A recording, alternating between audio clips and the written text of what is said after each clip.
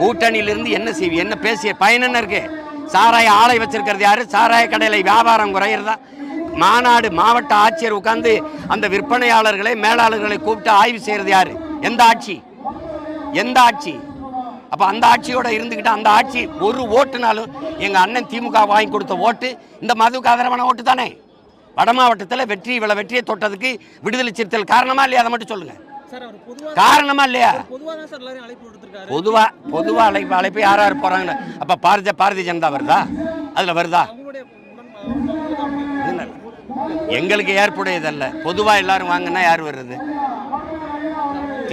திமுக கூட்டணியில் இருக்க இடதுசாரிகள், மதிமுக, இஸ்லாமிய அமைப்புகள்லாம் வருதா? அதுல வருதா?